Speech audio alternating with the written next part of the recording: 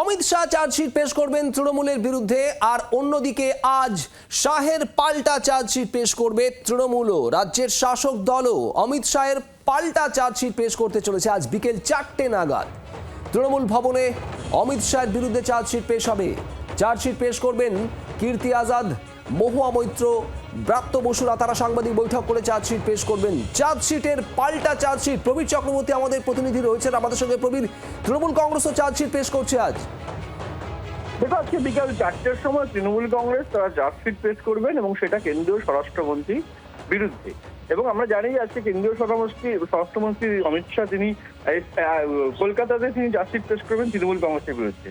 ঠিক তার পাল্টা চার্জশিট পেশ করবে বিকাল 4টের সময় তৃণমূল কংগ্রেস ভবন থেকে মহুয়া মৈত্র, কীর্তি আজাদ, ব্রাত্য বসুরা, এবং সেটা কেন্দ্রীয় স্বরাষ্ট্রমন্ত্রীর বিরুদ্ধে। ইতিমধ্যে কেন্দ্রীয় স্বরাষ্ট্রমন্ত্রী দেশের সর্বকালে সবচেয়ে ব্যর্থ স্বরাষ্ট্রমন্ত্রী বলে অভিযোগ করে বা দাবি করে তৃণমূল কংগ্রেস। সর্বকালের সবচেয়ে ব্যর্থ স্বরাষ্ট্রমন্ত্রী অমিত শাহ এই দাবি করেন। সেই জায়গায় দাঁড়িয়ে কেন্দ্রীয় স্বরাষ্ট্রমন্ত্রীর আমলে দেশে আইন শৃঙ্খলা পরিস্থিতি থেকে শুরু করে বিভিন্ন বিষয় ভারত সরকার যে কতটা ব্যর্থ, কতটা পিছিয়ে পড়েছে, মানুষ কতটা কষ্টে আছে, এই বিভিন্ন বিষয়কে সামনে রেখেই কেন্দ্রীয় স্বরাষ্ট্রমন্ত্রী অমিত শাহের বিরুদ্ধে আজকে বিকাল 4টের সময় পাল্টা চার্জশিট পেশ করতে চলেছে রাজ্যের শাসক দল। প্রবীর, ধন্যবাদ।